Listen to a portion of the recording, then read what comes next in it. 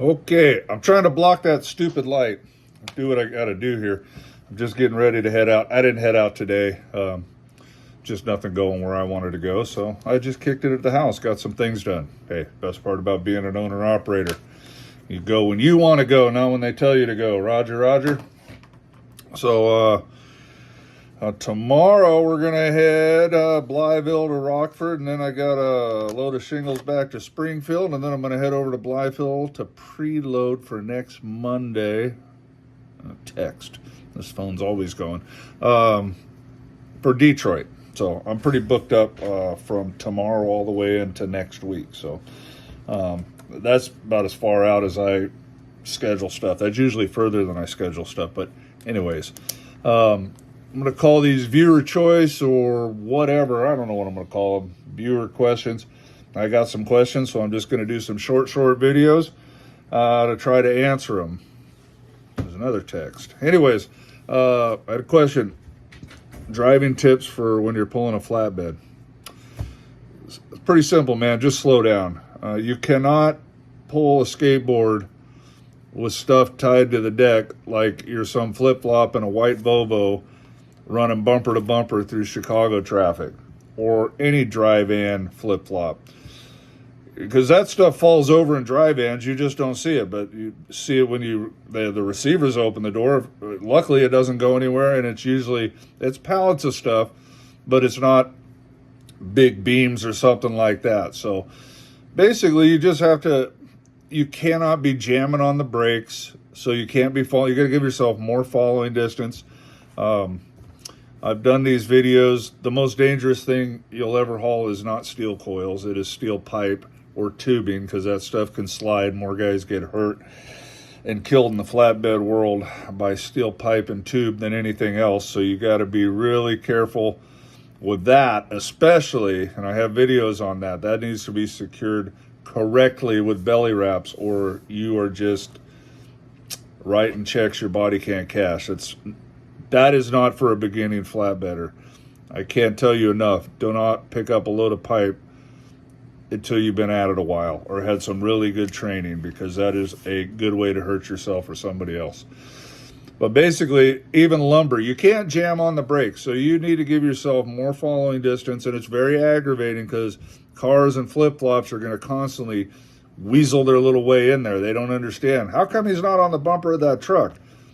Because I have steel pipe or beams or lumber behind me, and I can't just jump on the binders and lock them up like you flip-flops can. So that's number one. That's number everything. If you want to drop the hammer when you're out in the middle of nowhere and run 70, 75, go for it. You just can't do it in traffic, guys. You're going to need more braking distance. That's going to be the biggest thing. Other than that, you got to make sure everything is secured correctly. There's lots of videos on that. I have lots of videos on that. I'm going to be doing some more coming up for you guys. And the only thing I will caution you about with steel coils is one big steel coil in the center of your trailer makes you highly prone to rolling over. In fact, I've not once but twice I've seen trucks flip over in truck stops trying to back into spots because they got a spread axle, they're trying to bend it too tight, and they're idiots. And the thing starts rocking, and instead of them stopping, they keep hitting the accelerator and pushing it and making it rock more, and it'll twist enough it'll flip the truck over. It's no joke. So you don't really, you don't want one of those to come visit you, but if you got 5 good, 3/8 grade 70 chains on there secured correctly, it ain't going nowhere. I don't ever really worry about a steel coil coming forward. That's highly unlikely if you have it secured correctly, but it can flip the truck. So be very careful. Don't be rallying through corners. If a corner says 60, be at least going 60, okay? Slow down a little bit. Don't be speeding through. If that on-ramp says 25, you better be doing 25, maybe a hair under. The coil will roll you over. That's really all I could think of as far as safety tips driving a flatbed. I know maybe there's more, but the answer is always going to be slow down, give yourself more time to stop and brake. Because unlike in a dry van, when stuff flips over, it doesn't go anywhere. When it flips over and rolls over, it falls off the dang trailer and hurts people and kills people, and we don't want that. I mean, simple stuff like shingles, they're pretty hard, but you don't want to flip a pallet of shingles off, or half the pallet. It's going to hit cars, right? If that happens inside a drive-in, it dings up the wall and nobody ever says it, just doesn't really care. But on a flatbed, you got to pay attention, because when things fall, they fall off, and we don't want that. All right, so I hope that answered the question. The next one is the coil bag. I think I'm going to be able to get some good video for you guys when I come back next Thursday. This Thursday, I'm going to grab my son and take him to Blytheville with me. I told him I'm going to make him tarp the coil in the 100-degree heat. But I think I'll do it, and I'll get him to do some cameras so I can do a little bit more. Someone wanted a step-by-step on coil, how I cover them with a coil bag. I think he said coil bag or tarp them. No, he said coil bag. I'm not tarping them. The only time I use a tarp for coils is when it's a couple coils. The rest, I have a coil bag, and that makes your life easier. It's worth the $270. Go get you one.